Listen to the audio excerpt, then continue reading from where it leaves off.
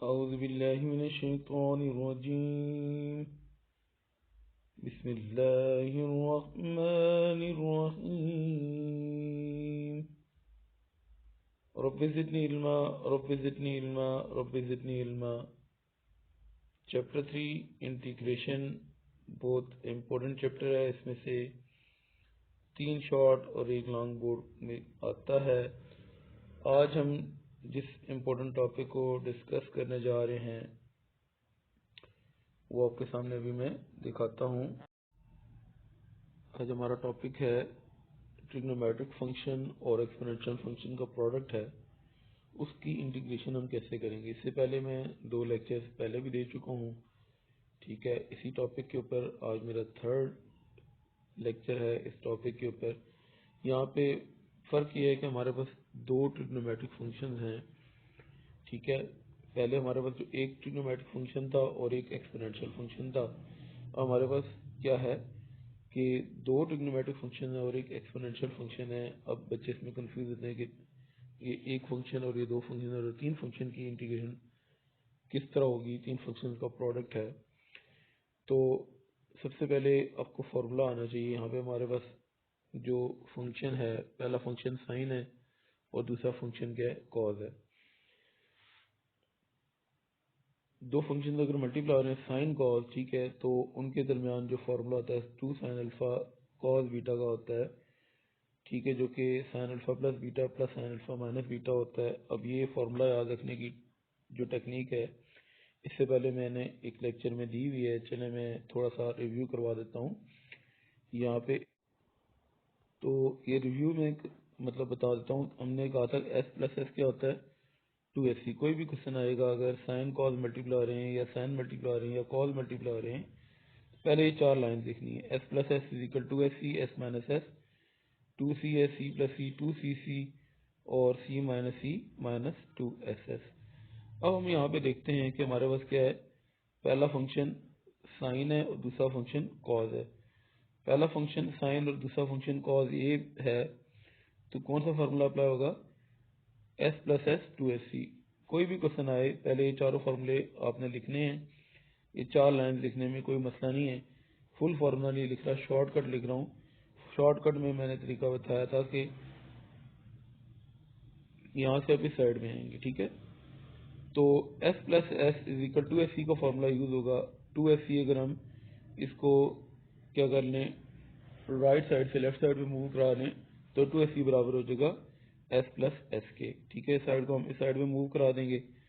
तो जब हमने 2SC का फॉर्मूला लगाना है, ये आप देख सकते हैं 2SC, S sign SC cause है तो एस प्लस एस के ये इक्वल होगा। पहली दफ़ा दोनों एंगल्स को प्लस करते हैं और दूसरी दफ़ा क्या करते हैं, दोनों एंगल्स को माइनस करते हैं, ठीक है। आप इस फॉर्मूले में देख सकते हैं। फार्मूला याद करने की टेक्निक आपको पहले भी एक लेक्चर में मैंने बताई थी। तो अब यहाँ पे देखते हैं कि साइन अल्फा प्लस बीटा, पहला एंगल आपका अल्फा है, दूसरा एंगल बीटा है।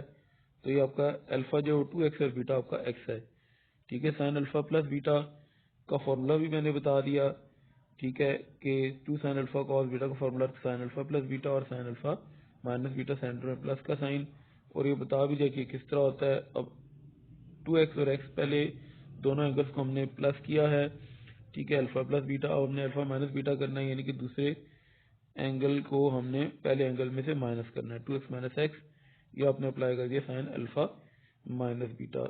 इंटीग्रल का साइन ये dx e पावर x और ये 1/2 आपने उसी तरह लिखने हैं, ठीक है। यही बस इसमें एक मुश्किल चीज़ थी। अब बाकी आगे इसको हम कंटिन्यू करते हैं। 2x और x आपस में ऐड होके क्या हो जाएंगे, 3x हो जाएंगे। साइन का एंगल बन जाएगा 3x। ई पावर x जो है उसको हम साथ क्या कर देंगे, इस फंक्शन के साथ मल्टीप्लाई कर देंगे और इस फंक्शन के साथ भी मल्टीप्लाई करते हैं। 2x में से अगर हम x माइनस करते हैं तो x बच जाएगा, साइन x आ जाएगा, ये टोटल सॉल्यूशन, और इसके साथ ई पावर x मल्टीप्लाई हो जाएगा। dx इंटीग्रल का साइन और 1/2 साथ हमने उसी तरह लगाने हैं। 1/2 इंटीग्रल का साइन, अब हम क्या करते हैं, इंटीग्रल के साइन को और 1/2 को इन दोनों फंक्शन के साथ मल्टीप्लाई करते हैं। E power x sine 3x dx, मैंने पहले फंक्शन का भी इंटीग्रल ले लिया, उसके बाद 1/2 मल्टीप्लाई कर दिया। दूसरा फंक्शन था ई पावर एक्स साइन एक्स, इसके साथ भी इंटीग्रल का साइन लगाया, इंटीग्रल के साइन के साथ dx जरूरी होता है, ये 1/2 इन दोनों की वैल्यू के साथ क्या हो गया, मल्टीप्लाई हो गया।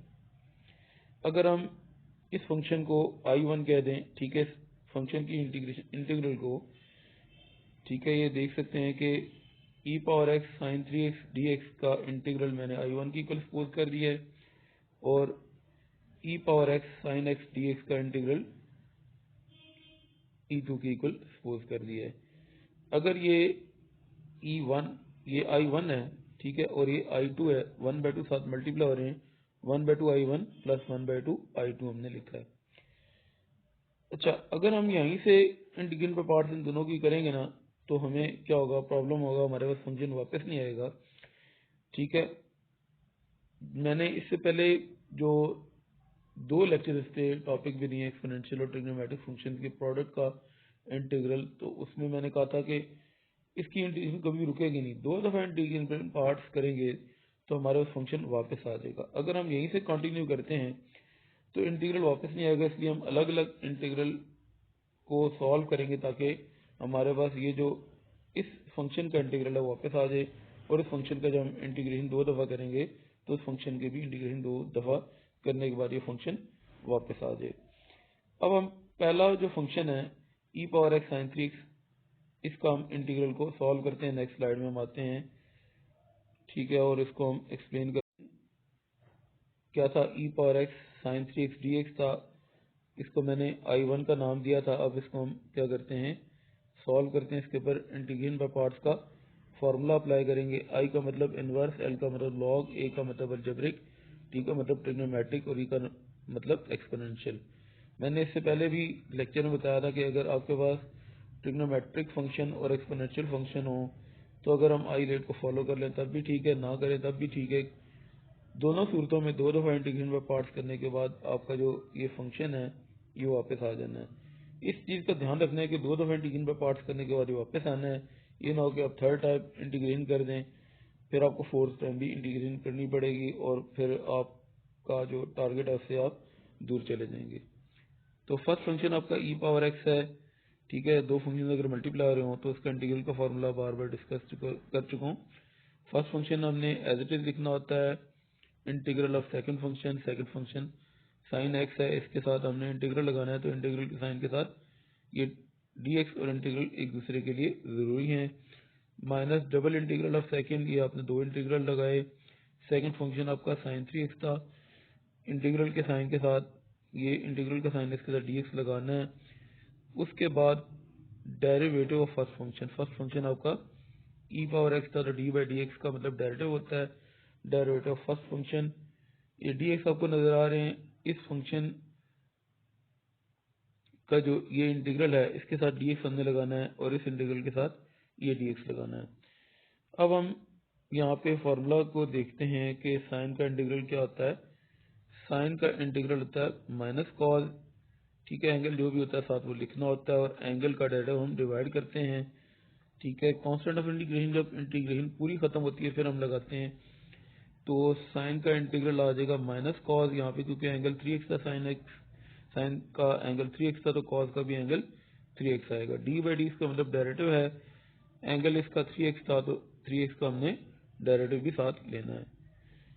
e पावर x हमने साथ साथ लिखना है और I1 भी हम साथ साथ लिखेंगे। अब साइन का इंटीग्रल ये मैंने एक्सप्लेन किया था कि माइनस कॉस 3x होगा और डेरिवेटिव एंगल यानी कि एंगल 3x था उसका डेरिवेटिव हमने लगा लिया, और e पावर x का जो डेरिवेटिव होता है e पावर x होता है, पावर का डेरिवेटिव हम मल्टीप्लाई करते हैं। ये फार्मूला अगर हम यहाँ पे देखें, e पावर 2x मिसाल के तौर पर मैंने लिखा है, तो अगर पावर 2x है तो 2x का हमने डेरिवेटिव लेना होगा, अगर पावर x होगी तो x का डेरिवेटिव हमने मल्टीप्लाई करना होगा, तो क्योंकि x का डेरिवेटिव 1 है तो e पावर x का डेरिवेटिव क्या आ जाएगा, e पावर x आ जाएगा। d by D x of e power x आ जाएगा, ये हमने साथ साथ लिखना है।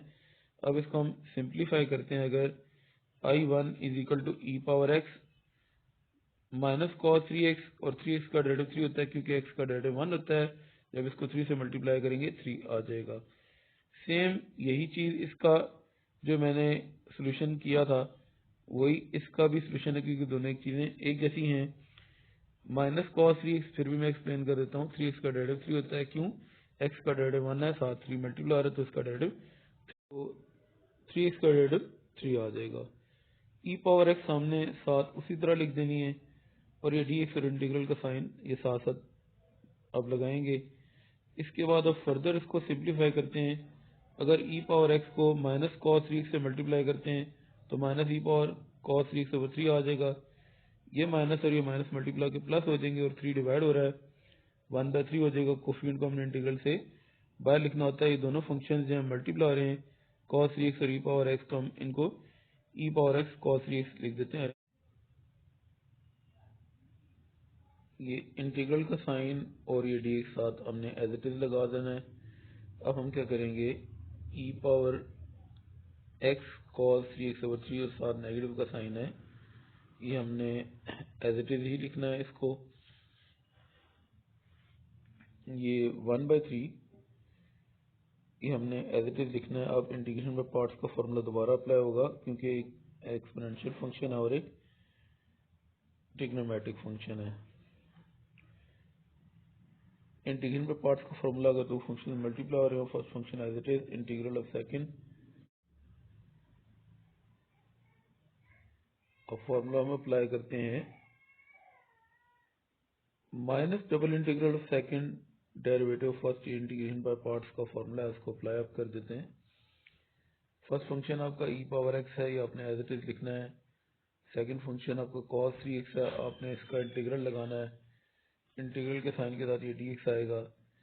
अब आपने double integral of second function आपका cos 3x है, minus double integral of second हमने अप्लाई कर दिया, डेरिवेटिव फर्स्ट करना है। फर्स्ट फंक्शन आपका e पावर x है। ये दो इंटीग्रल हैं, ये वाला इंटीग्रल है, इसके साथ dx जरूरी है, और इस इंटीग्रल के साथ ये dx है। इंटीग्रल के साइन के साथ हमने dx लाजमी लगाना होता है। यहाँ पे शायद मिसप्रिंट हो गया, इसको हम लिख देते हैं यहाँ पे। अब हमने क्या करना है, e power x cos 3x over 3 with negative sign, ये हमने एज इट इज लिखना है। उसके बाद प्लस 1/3 हमने एज इट इज लिखना है। e पावर x cos का इंटीग्रल क्या होता है, ये आप देख सकते हैं। इंटीग्रल ऑफ cos क्या होता है, साइन x और डिवाइडेड बाय एंगल होता है। अब यहाँ पे इस फॉर्मूले को अगर हम यहाँ पे देखते हैं, cos का इंटीग्रल साइन 3x आ गया, एंगल का डेरिवेटिव हमने यहाँ पे लिखना है डिवाइड करके, d/x का मतलब है डेरिवेटिव, एंगल आपका 3x था, ये आपने लिख दिया। ये e पावर x हमने एज इट इज लिखा था। एक इंटीग्रल सॉल्व हो जाएगा यहाँ पे, इस इंटीग्रल के साथ यहाँ पे dx जरूरी था। अब cos का इंटीग्रल क्या होता है, साइन एंगल 3x है, वो साथ आपने लिखना है। d/x ऑफ एंगल आपका 3x था, वो डिवाइड कर देना है। e पावर x का डेरिवेटिव e पावर x होता है, और पावर जो है x उसका डेरिवेटिव साथ मल्टीप्लाई करना होता है। x का डेरिवेटिव क्योंकि 1 है, तो e पावर x का डेरिवेटिव e पावर x आ जाएगा। ये dx आपने साथ लगा देना है। अब हम क्या करते हैं, इसको फर्दर सिंप्लीफाई करते हैं। Minus e power x cos 3x over 3 हमने एज इट इज लिख देना है। 1/3 को हमने ब्रैकेट के अंदर मल्टीप्लाई कर देना है। e पावर x और साइन 3x ये हमने एज इट इज लिख दिए हैं। 3x का डेरिवेटिव 3 होता है, क्यों? x का डेरिवेटिव 1 है, साथ 3 मल्टीप्लाई हो रहा है। 1/3 जब यहाँ पे मल्टीप्लाई होगा इस इंटीग्रल के साथ, तो 1/3 साथ नेगेटिव साइन है। साइन 3x हमने एज इट इज लिखा है। 3x का डेरिवेटिव 3 होता है, और e पावर x हमने उसी तरह लिख दिया। इंटीग्रल के साइन के साथ dx हमने लाजमी तौर पे लिखना होता है। नेक्स्ट स्टेप में हमने यही वाला स्टेप नेक्स्ट स्लाइड में उसी को मैंने रिपीट किया हुआ है, ठीक है। 3x का डेरिवेटिव 3 मैंने लिखा था, बाकी सारी चीज़ें उसी तरह ही हैं। अब हम इसको आगे कंटिन्यू करते हैं। Minus e power x cos 3x over 3 हमने उसी तरह लिख दिया। e पावर x और साइन 3x मल्टीप्लाई होकर e power x sine 3x, और ये 3 और 3 जो कि डिवीजन में मल्टीप्लाई हो रहे हैं 9 हो जाएंगे, और ये 3 और ये 3 मल्टीप्लाई होकर 9 हो जाएंगे 1/9, और ये साइन 3x और e पावर x मल्टीप्लाई हो रहे हैं e power x sine 3x, और इंटीग्रल के साथ मैंने dx लिख दिया है। मैंने क्या कहा था, 2 दफ़ा इंटीग्रेशन बाय पार्ट्स हो जाएगी। आपने इस चीज़ का ध्यान रखना है कि ई पावर एक्स साइन 3x ये आपके पास वापस आ चुका है। इसको हमने I1 कहा था, इसकी जगह पे I1 पुट कर देंगे, साथ 1/9 मल्टीप्लाई है। इंटीग्रेशन कहाँ पे, यहाँ पे ख़त्म हो चुकी थी। कॉन्स्टेंट ऑफ इंटीग्रेशन C1 मैंने यहाँ पे ऐड कर दिए, बाकी values minus e power x cos 3x/3 भी इसी तरह ही है, e power x sign 3x/9 भी इसी तरह ही है, सेंटर में प्लस का साइन। अब मैंने क्या करना है, यहाँ पे -1/9 I1 है, इस तरह आके प्लस हो जाएगा 1/9 I1 और एक I1 पहले से मौजूद है। बाकी जो वैल्यूज हैं e power -x cos 3x/3 और plus e power x sin 3x/9 हमने एज इट इज लिख देना, plus constant of integration C1 भी उसी तरह लिख दिया। 9 को I1 से मल्टीप्लाई करते हैं 9I1 और उसमें I1 ऐड करते हैं 10I1/9 और minus e power x cos 3x/3 ई पावर एक्स साइन 3x/9 हमने उसी तरह लिखना है, सेंटर में प्लस का साइन और plus constant of integration C1। ये 10/9 है, जब इस तरफ होगा तो 9/10 बन जाएगा। इन सारी वैल्यूज के साथ जो पहले आपके पास लिखी हुई थी मल्टीप्लाई हो जाएगा। E power x cos 3x/3 with negative sine के साथ भी 9/10 आ जाएगा। E power x sign 3x/9 के साथ भी 9/10 आ जाएगा और C1 के साथ भी 9/10 मल्टीप्लाई हो जाएगा।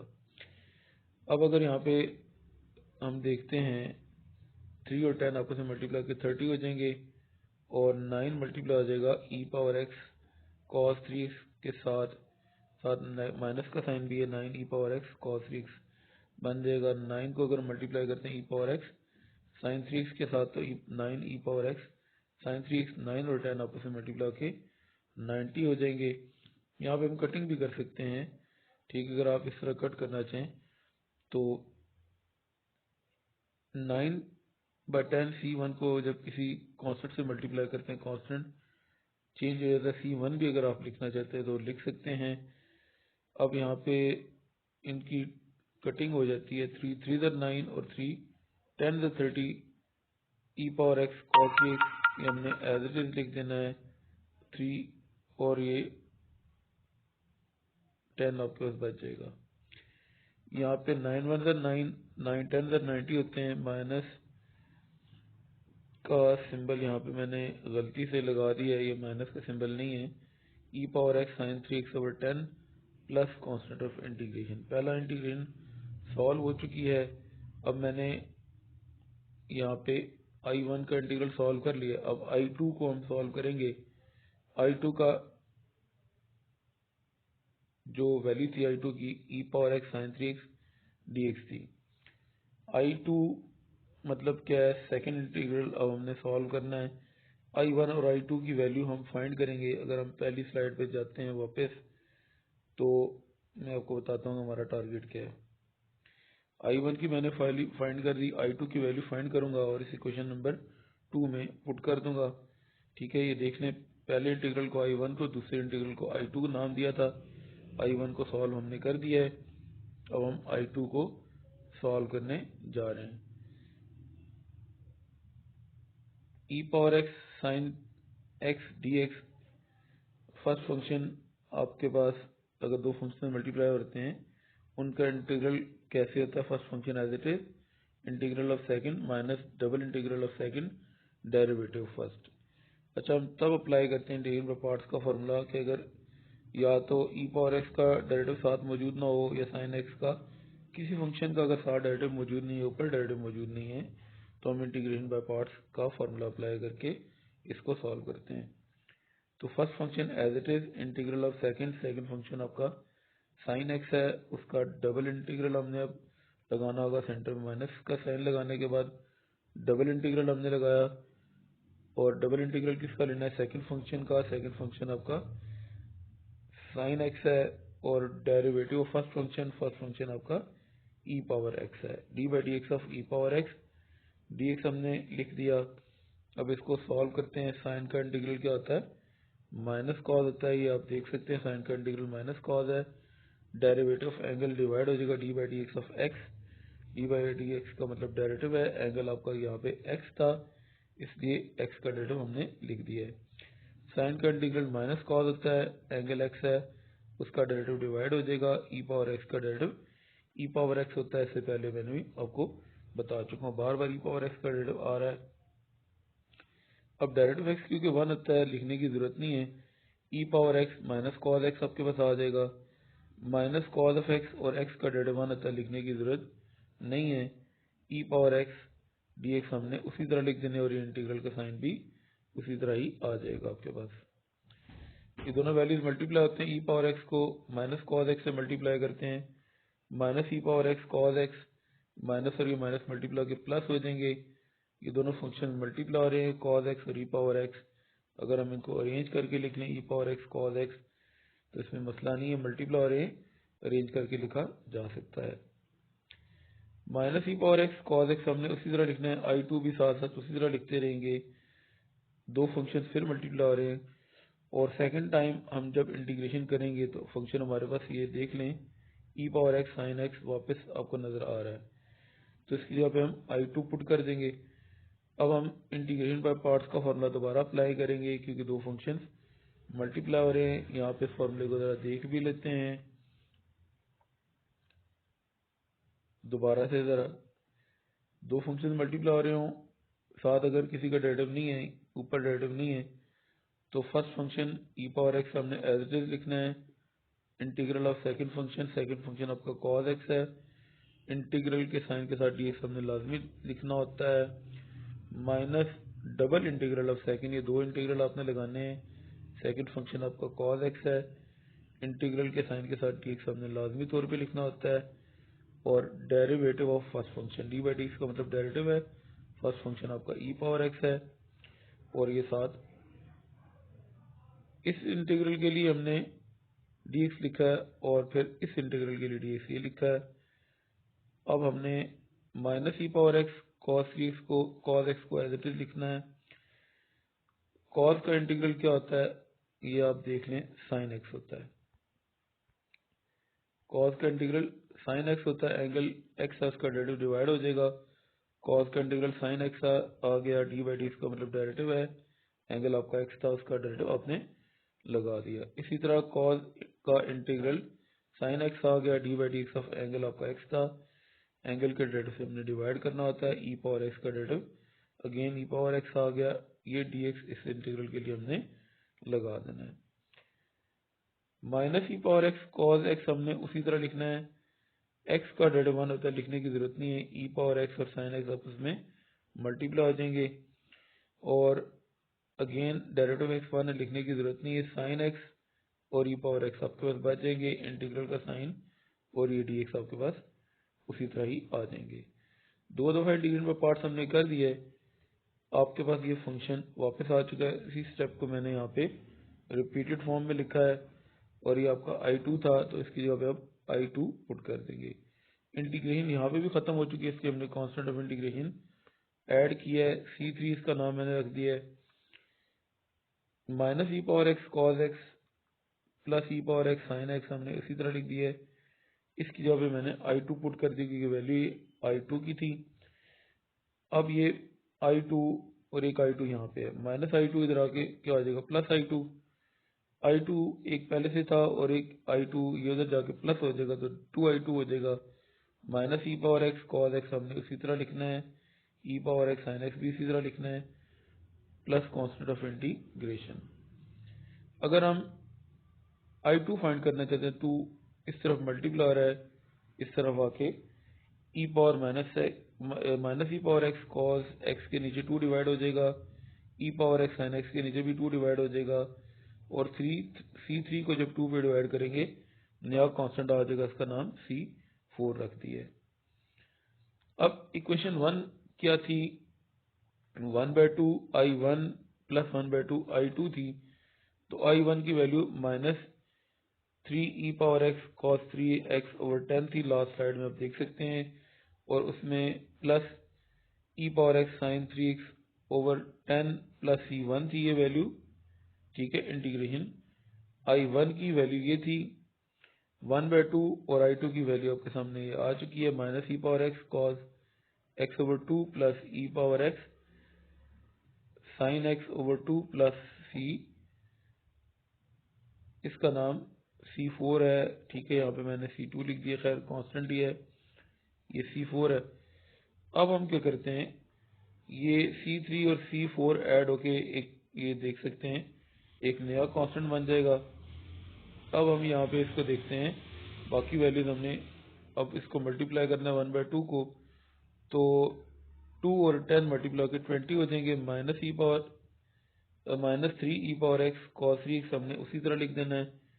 1/2 को जब मल्टीप्लाई करेंगे 2 और 10 आपस में डिवीजन में मल्टीप्लाई हो रहे हैं, 20 हो जाएगा, और ई पावर एक्स साइन 3x हमारे पास उसी तरह आ जाना है, प्लस ये कांस्टेंट ऑफ इंटीग्रेशन मैंने यहाँ पे इसका नाम C3 रखा था। 1/2 को मल्टीप्लाई करते हैं minus e power x cos x over 2 से, तो ये 2 और 2 मल्टीप्लाई करके 4 हो जाएंगे, minus e power x cos x आपके पास आ जाना है, और ये जो 1/2 है जब इसके साथ मल्टीप्लाई होगा, ठीक है, तो ये 2 और ये 2 आपस में मल्टीप्लाई हो रहे हैं, डिवीजन में 4, ई पावर एक्स साइन 3x हमने उसी तरह लिख दिया है, प्लस ये C4 था, C4 आपने लिख दिया, अभी मैंने बताया था कि C3 और C4 ऐड होके C हो जाएंगे, और बाकी वैल्यूज अगर सिंप्लीफाई हो सकते हैं तो सिंप्लीफाई कर देते हैं, और अगर नहीं होती तो नहीं करते। यहाँ से 20 में से और 4 में से 4 कॉमन आ रहा है, 1/4 हमने कॉमन ले लिया क्योंकि ये वैल्यूज डिवाइड हो रही हैं। अगर हम प्लस वाली वैल्यू को पहले लिख दें और माइनस वाली वैल्यू को बाद में लिख दें, ठीक है, ये 20 में से अगर हम 4 कॉमन लेते हैं 5 रह जाएगा, 1/5, ठीक है, और ई पावर एक्स भी हमने सारी वैल्यूज में से कॉमन ले लिया, साइन 3x बच जाएगा, ठीक है, और अब यहाँ से अगर हम 20 में से 4 कॉमन लेते हैं 5 रह जाएगा, 3 तो आपके पास आना ही है, माइनस का साइन भी, ई पावर एक्स आपने कॉमन ले लिया cos 3x, और उसके बाद यहाँ पे अगर आप देखें, ये प्लस की वैल्यू थी, ई पावर एक्स तो कॉमन ले लिया, साइन एक्स बच जाएगा, 4 आपने कॉमन ले लिया था, तो इसलिए 4 नहीं आएगा, ये 4 भी आपने कॉमन ले लिया है, ठीक है। पहली दो में से पॉजिटिव वैल्यू हमने पहले लिखी और नेगेटिव वैल्यू बाद में लिखी, और यहाँ पे भी ये दोनों वैल्यूज थी, इनमें से प्लस वाली वैल्यू पहले लिख दी है, ई पावर एक्स आपने कॉमन ले लिया, 4 भी कॉमन ले लिया है, कॉस एक्स बचेगा साथ नेगेटिव साइन। ये हमारी इंटीग्रेशन सॉल्व हो चुकी है, और अगर कोई प्रॉब्लम हो तो आप मेरे से शेयर कर सकते हैं, ठीक है, और अगर आप चाहते हैं कि आसान मैथमेटिक्स समझें तो इसको आपको मेरे चैनल को सब्सक्राइब करना पड़ेगा, तभी नोटिफिकेशन आएंगे और आप वीडियोस को देख पाएंगे। जज़ाकल्लाह।